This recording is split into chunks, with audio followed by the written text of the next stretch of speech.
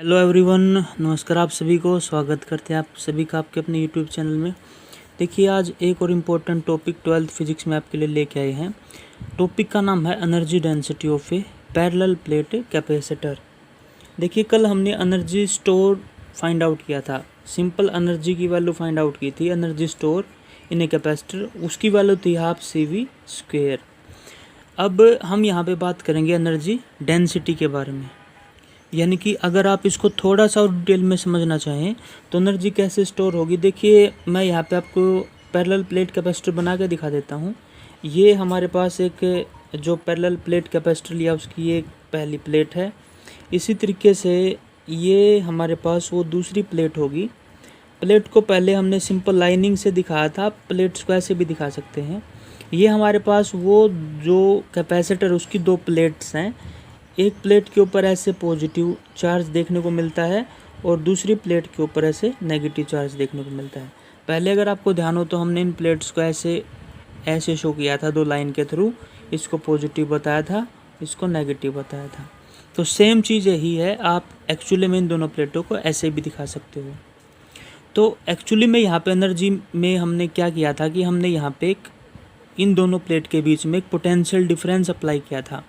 वो था हमारे पास V, और C था यहाँ पे कि ये दोनों प्लेट हैं, इनके बीच में यहाँ पे कितनी एनर्जी स्टोर हो सकती है, यानी कि कितना कैपेसिटेंस है। तो एनर्जी स्टोर होगी जितना इन प्लेट्स का कैपेसिटेंस होगा वो मल्टीप्लाई बाई उन दोनों प्लेटों के बीच में हमने जो पोटेंशियल डिफरेंस अप्लाई किया उसका स्क्वायर। ये तो थी एनर्जी। अब एनर्जी डेंसिटी क्या होगी। डेंसिटी आप सभी जानते हैं, जैसे डेंसिटी +1 क्लास में पढ़ा था तो वहाँ पे हम क्या लिखते थे, मास पर यूनिट वॉल्यूम। ये होता था हमारे पास मास डेंसिटी। अगर वॉल्यूम की बात करेंगे तो यहाँ पे हमारे पास क्या हो जाएगा, देखिएगा वॉल्यूम डेंसिटी। देखिए, एक बार फिर से ध्यान दीजिए, यहाँ पे डेंसिटी होता है मास पर यूनिट वॉल्यूम, ये मास डेंसिटी थी। लेकिन यहाँ पे एनर्जी डेंसिटी हमने देखनी है, तो एनर्जी डेंसिटी का मतलब एनर्जी पर यूनिट वॉल्यूम। तो इसको आप डिनोट करते हैं, जो एनर्जी डेंसिटी है इसको डिनोट करेंगे हम स्मॉल u से, और जो इसकी वैल्यू होगी उसको हम लिख लेंगे स्मॉल u है हमारे पास एनर्जी डेंसिटी। यहाँ पे एक बार फिर से लिख देते हैं, this is our energy density. और इसका जो फॉर्मूला होगा वो होगा हमारे पास एनर्जी पर यूनिट वॉल्यूम, यानी कि ई लिख लीजिए या u लिख लीजिए, क्योंकि एक्चुअली में तो एनर्जी हमारे पास u थी। पहले उसको ई से लिख लेंगे, बाद में u से लिख लेंगे। तो E मतलब एनर्जी डेंसिटी पर यूनिट वॉल्यूम, E/V। या आप इसको इस तरीके से भी लिख सकते हैं, U = E की जगह पे आप लिख सकते हैं यहाँ पे U, बड़े वाला U, जो कि हमारे पास यहाँ पे एनर्जी से लिखा था हमने, जो पोटेंशियल एनर्जी थी। तो आपने कन्फ्यूज नहीं होना, E लिख लो या U लिख लो, एक ही बात है। कन्फ्यूजन ना हो इसलिए हम यहाँ पे U ही लिख लेते हैं। तो E/V, ये हमने लिख लिया। अब देखिएगा आगे हम क्या करेंगे यहाँ पे। तो देखिएगा यहाँ पे हम E की वैल्यू लिख सकते हैं। यहाँ पे E की वैल्यू क्या है, ½ CV²। तो यहाँ पे लिख लेंगे ½ CV² divided by V, volume. अब वॉल्यूम किसका होगा, देखिए इन प्लेट्स का वॉल्यूम हम यहाँ पे लेंगे।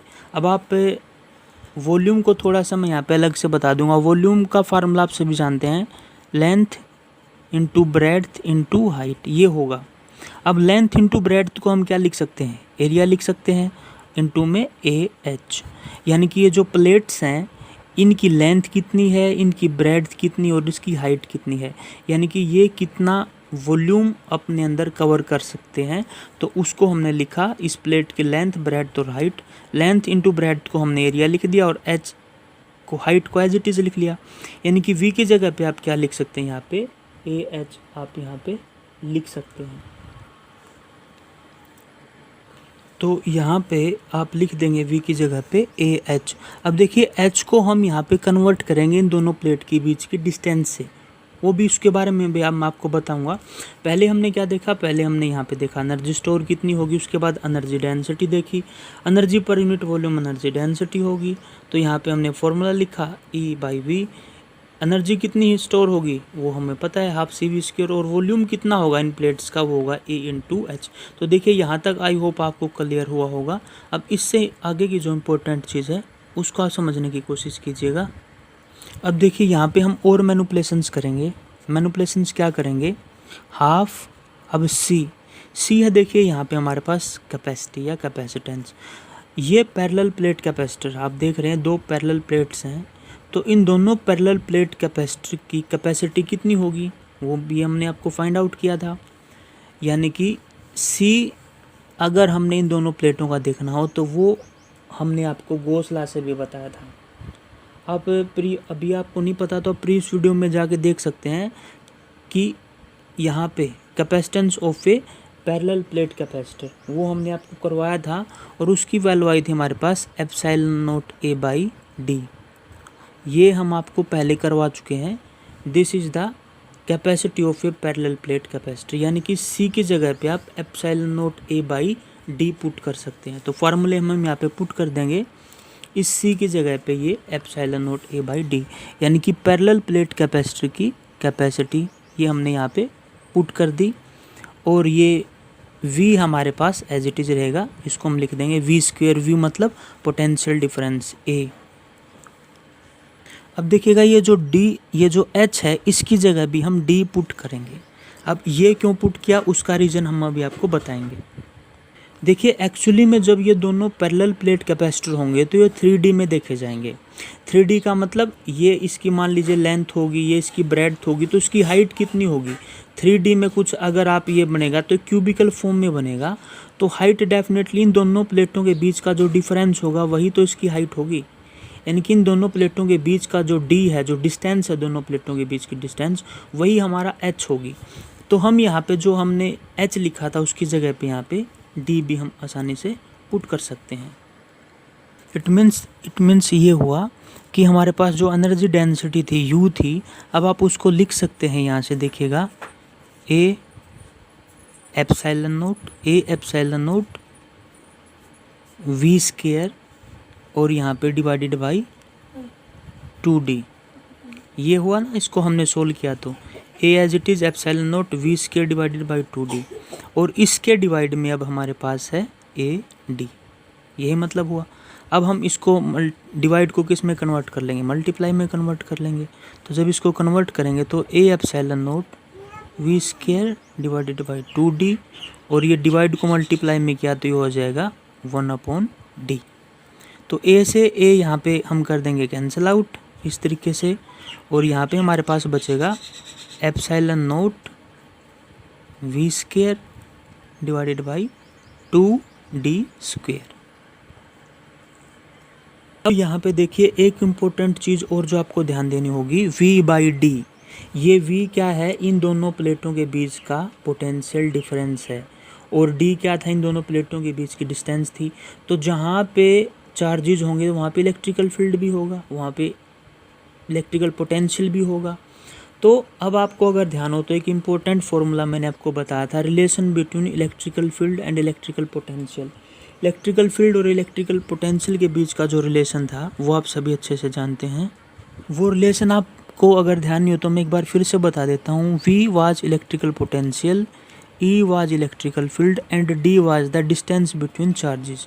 तो इन दोनों प्लेटों के बीच का ये जो पैरेलल प्लेट कैपेसिटर है, यहाँ पे इनके बीच में इलेक्ट्रिकल फील्ड भी है, इलेक्ट्रिकल पोटेंशियल भी है। इलेक्ट्रिकल पोटेंशियल V है, इलेक्ट्रिकल फील्ड E है, और D इन दोनों प्लेटों के बीच की डिस्टेंस हो तो रिलेशन बताया था electrical field and electrical potential that was equal to V is equal to ED। तो जब आप यहाँ से E की वैल्यू निकालेंगे तो E की वैल्यू क्या हो जाएगी, V बाई D। अब आप देखिए V square by D square है, तो इस अगर V बाई D की वैल्यू E है तो V square by D square की वैल्यू क्या हो जाएगी, E स्क्वायर। इट मीन्स आप यहाँ पे लिख सकते हैं 1/2, ये रहेगा आपका epsilon naught as it is, और V square by D square, ये थोड़ा सा दिखाई नहीं दे रहा तो मैं यहाँ पे नीचे लिख रहा हूँ, देखिए 1/2 epsilon naught as it is, और V square by D square की जगह पे मैं लिख दूंगा इलेक्ट्रिकल फील्ड का स्क्वायर यानी कि E square. This will be our final relation, यानी कि U small u that was our energy density will be equal to 1/2 epsilon naught E square। ई है इलेक्ट्रिकल फील्ड और यू है यहाँ पे एनर्जी डेंसिटी। तो ये यहाँ पे हमने आपको एक डेरिवेशन बताया एनर्जी डेंसिटी, तो उसका फार्मूला आपने याद रख लेना है, इंपॉर्टेंट है, कई बार पूछा जाता है। 1/2 epsilon naught e square, where epsilon naught आप सभी जानते हैं, ये हमारे पास परमिटिविटी ऑफ फ्री स्पेस है यहाँ पे, और ई इलेक्ट्रिकल फील्ड है, और इसको लिखेंगे हम यू के बराबर, स्मॉल यू एनर्जी डेंसिटी, और ये था सिंपल एनर्जी का फार्मूला।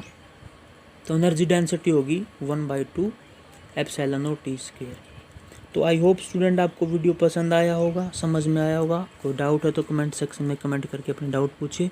वीडियो को please like share and subscribe channel को ज़रूर करें। Thanks for watching.